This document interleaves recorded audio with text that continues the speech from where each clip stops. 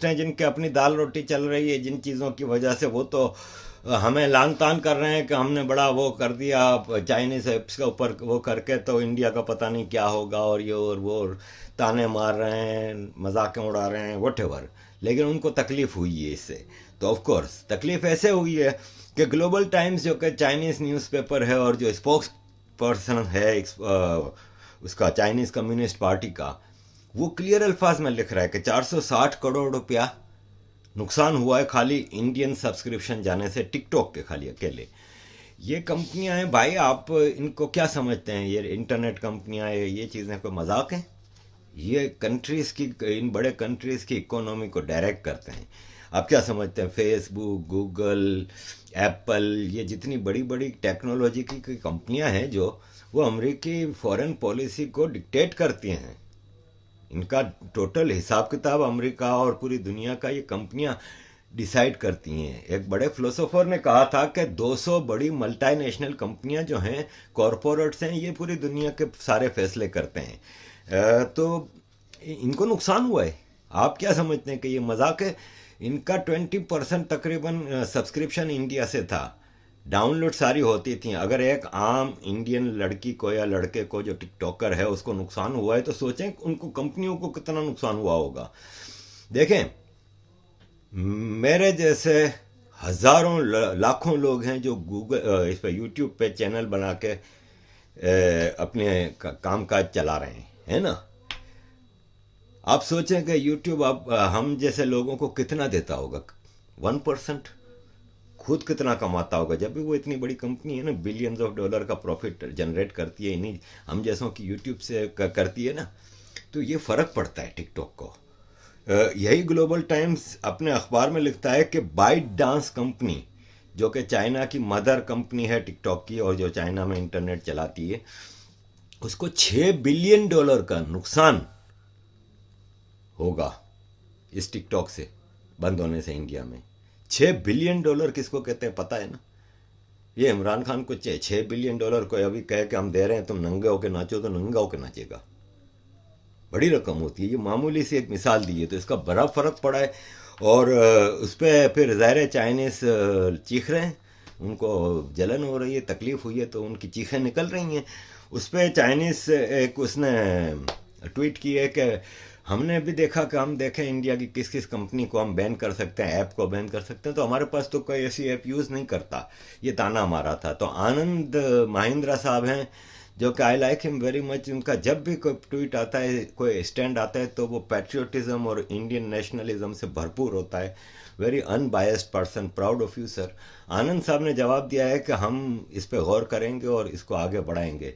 तो मैं भी, देखें, हम लोगों ने बंद तो कर दिया है, लेकिन अब सरकार के अलावा हम लोगों को भी जो टेक्नोलॉजी के जो हमारे साथ हैं, जो जायंट्स और चीज़ें हैं, जो हम जाके अमेरिका में, वो कितने हमारे टेक्नीशियंस हैं, सॉफ्टवेयर डेवलपर्स हैं, ऐप डेवलपर्स हैं, जो अमेरिका में इतना ज़बरदस्त कंट्रीब्यूट कर रहे हैं। ये जैसे सुंदर पिचाई है ना भाई, है ना इंडियन, ऐसे कितने इंडियन हैं? तो बनाए ऐसी चीज़ें जिससे जो टिकटॉक की वजह से एक बेरोज़गारी हुई है, बहरहाल हुई तो है ना बेरोज़गारी, या किसी को हर्ट हुआ है, आप उसका किसी का इंटरेस्ट, तो हम as a collectively, as an Indian, उसके ऊपर हमें इस पे वर्किंग करनी चाहिए और ऐसी चीज़ों को आगे बढ़ाएं। और फिर ऐसे ऐप्स, अगर टिकटॉक जैसी ऐप्स इंडिया में जैसे चिंगारी डेवलप हुई है और ऐसी जो ऐप्स डेवलप हो रही हैं, उसको फिर भरपूर उसको पब्लिसाइज करें और ज्वाइन करें और लोगों को इनकरेज करें कि उस पर डाउनलोड करें अपनी वीडियोस और अपने सिलसिले को जारी रखें। थोड़ा टाइम लगेगा, इट टेक्स टाइम, लेकिन यह है कि हमें आगे बढ़ना होगा। देखें, नोकिया नाम की कंपनी कैसी जा रही थी, 60-70% मोबाइल का बिजनेस नोकिया के पास होता था, एक ज़माना था। और फिर उसने जो रिफॉर्म्स होती हैं, जो ज़िंदगी में जो तब्दीलियां हैं, उसको एक्सेप्ट करना, उसको चेंज करना, रिफॉर्मेशन ज़रूरी होती है। तो रिफॉर्म ना कर सके तो एप्पल, सैमसंग, इन लोगों ने टेक ओवर कर लिया, नोकिया कहीं की ना रही। तो हमें भी टिकटॉक को सबक सिखाना होगा, खाली हिंदुस्तान में नहीं। जैसे अमेरिका में टिकटॉक की बड़ी मार्केटिंग है, तो उसको रोकने के लिए उसको उसका अल्टरनेट दें आप। ताकि फिर एक तो जिनके अपने इकोनॉमिक इंटरेस्ट हर्ट हुए हैं जिन इंडियंस के, उनको रिप्लेसमेंट मिलेगा तो उनको भी खुशी होगी, और वो उसी फिर जज्बे के साथ इंडियन नेशनलिस्ट एप्स और इन चीज़ों को प्रमोट करेंगे। तो उस पर ध्यान दें टेक्नोलॉजी जायंट्स कंपनियां, और उसको आगे बढ़ाएं। लेकिन बहरहाल इसका बड़ा फ़ायदा हुआ, और इससे एक बड़ी चीज़ सामने आई है कि अमेरिका ने और यूरोप ने और वेस्ट ने इसको बड़ा अप्रिशिएट किया है, और उन्होंने कहा है कि इंडिया को अपना पोटेंशियल जो है उसके मुताबिक किरदार अदा करना होगा, और India has gone on right direction and stopping this Chinese imperialism और ये और वो। तो ये चीज़ें हैं। फिर इन्होंने अपने एक्शन से, जैसे बार बार मैंने भी कहा कि F-35 प्लेन अमेरिका देने को तैयार हो गया है, फ्रांस राफेल प्लेन दे रहा है, दुनिया आपके साथ है। चाइना फंसी हुई है, उसके जो तिब्बत वगैरह के इश्यूज जो ऑक्यूपेशन के वो तो मैं बता चुका हूँ। इसके अलावा इसके जो रीजनल टेरिटोरियल डिस्प्यूट्स हैं, जापान के साथ कई आइलैंड्स पे इसके डिस्प्यूट हैं। सेकेंड वर्ल्ड वॉर में जापान चूंकि हार गया था जंग, एटम बम पड़े थे और ये सारी चीज़ें थी, तो चाइना ने फ़ायदा उठा के कई जगहों पे जैसे तिब्बत, उगर, इन सब पे कब्ज़ा किया था। ऐसे उसने जापान की भी कई टेरिटोरियल डिस्प्यूट्स हैं जो कि आज तक कायम हैं, और जापान ने अपने पैट्रियट मिसाइल और कई बैटरियां वहाँ पे लगा दी हैं अपने डिफेंस के लिए, जंग की तैयारी में है। और जापान ने इंडिया के साथ मिल के भी एक मिलिट्री एक्सरसाइज की है। इसके अलावा म्यांमार के साथ इनका डिस्प्यूट चल रहा है, बॉर्डर टेरिटोरियल डिस्प्यूट है। नेपाल के साथ है, नेपाल को इन्होंने पूरा एक ऑक्यूपाई कर लिया है। पाकिस्तान के बारे में तो मैं क्या बोलूँ, पाकिस्तान तो खुद अपनी ज़मीनें तोहफे के तौर पे चाइना को दे रहा है, अपनी लड़कियां चाइना को दे रहा है। तो पाकिस्तान तो टोटल है ही इस वक्त चाइनीज़ कॉलोनी बना हुआ है। और इसके बाद अगर आप देखें तो चाइना के तमाम बॉर्डरिंग कंट्रीज़ के साथ अपने डिस्प्यूट्स हैं, इवन बांग्लादेश के साथ, इंडिया के साथ। इधर आप चले जाएं Kazakhstan, Tajikistan, Mongolia, central Asia की सारी रिपब्लिक्स के साथ इसके मामला बहुत ख़राब हैं, और सबको इसके साथ एक मसला है, प्लस वेस्ट को मसला है, प्लस इसका कोरोना वायरस। तो चाइना को एक धक्का लगाने की ज़रूरत है। अगेन दुनिया चाहती है कि इंडिया एक लीडिंग किरदार अदा करे। It's over due. इंडिया में इंपीरियलिज्म ख़त्म हो चुका है, इंडिया गुलामी की ज़िंदगी आज़ाद हो चुका है 72 साल पहले। अब हमें रियलाइज़ करना होगा, और जो पोटेंशियल है इंडिया का सुपर पावर होने का, जो इस रीजनल इतनी मेजर पावर होने का, एक हिस्टोरिकल इसके जो बैकग्राउंड है, और इन सब चीज़ों को नज़र में रखते हुए मैं समझता हूँ कि अब इंडिया के लिए वक्त आ गया है कि आगे बढ़ें और इन चीज़ों को वो करें। देखें चाइना ने एक और भी कंट्रोवर्शियल चीज़ की हुई है कि ये जो साउथ चाइना सी है, आप इसके उसको देखें तो आपके साउथ चाइना सी में इतना सा चाइना का हक बनता है। बाकी पूरा वियतनाम ले लें आप, इधर से थाईलैंड, फिलीपीन, ब्रूनाई, ये सारे कंट्रीज, ताइवान पूरा, ये सारे कंट्रीज इस समंदर पे पूरा हक रखते हैं। लेकिन चाइना ने अपनी ह्यूज मिलिट्री नेवी प्रेजेंस के ज़रिए उस पूरे एरिया को, उस पूरे साउथ चाइना सी को कंट्रोल करने की कोशिश की है, जिससे वेस्ट में ख़ास तौर पे और इन कंट्रीज़ में बहुत रेजेंटमेंट है। Malaysia, Philippine, Myanmar, Thailand, Brunei, Taiwan, ये सब कंट्रीज़ को असर पड़ रहा है, बांग्लादेश इवन, और इंडिया का वो जो ईस्टर्न हिस्सा। तो ये सब का राइट है इस साउथ चाइना सी पे, और चाइना की नेवी को भी यहाँ से भगाना होगा। मैं दूसरा यहाँ पे एक छोटा सा पॉइंट रेज करना चाहूँगा जो मैं पिछली वीडियोस में बताना भूल गया था, कि शरद पवार जी हैं जो कि अलाय हैं कांग्रेस के, उन्होंने बड़ा स्ट्रांगली कंडेम किया है राहुल गांधी और कांग्रेस के जो टीम चल रही है इस वक्त एंटी इंडिया लेके।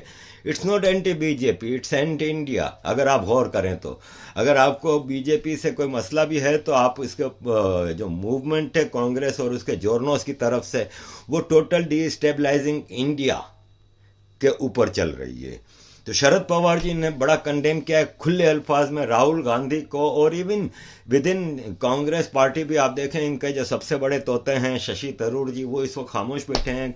काफ़ी दिनों से वो इन सारी चीज़ों पे नहीं बोल रहे, क्योंकि वो अपनी लीडरशिप को वो अपोज करना नहीं चाहते शायद। तो ये इसके अलावा मैं PIA की तरफ आऊँगा।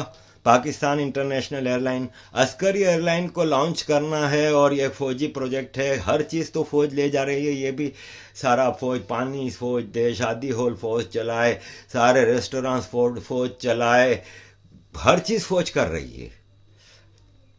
गवर्नमेंट फौज कर रही है, पॉलिटिक्स फौज कर रही है, पुलिस को फौज कंट्रोल कर रही है, water and electric supply board को फौज कंट्रोल कर रही है, अब एयरलाइन भी।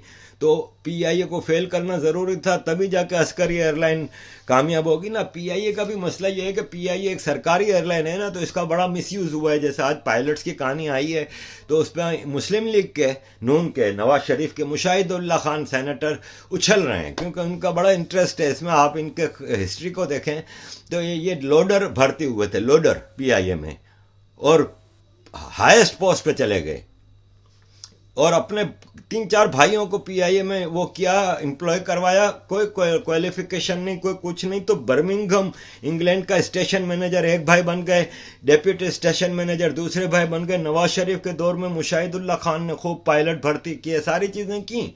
आज वो कह रहे हैं कि नहीं, उन पायलटों को निकालने की ज़रूरत क्या है जिनकी डिग्रियां नकली साबित हो गई हैं। चीखेंगे तो सही ना, क्योंकि ये इनके सबके मिले हुए हैं, और ये आज इमरान खान कर रहा है सारा कुछ। रोजवेल्ट होटल पीआईए की प्रॉपर्टी है अमेरिका में, $1 बिलियन से ज़्यादा इसकी वो वैल्यू है। नवाज शरीफ ने बड़ी बेचने की कोशिश की इसको।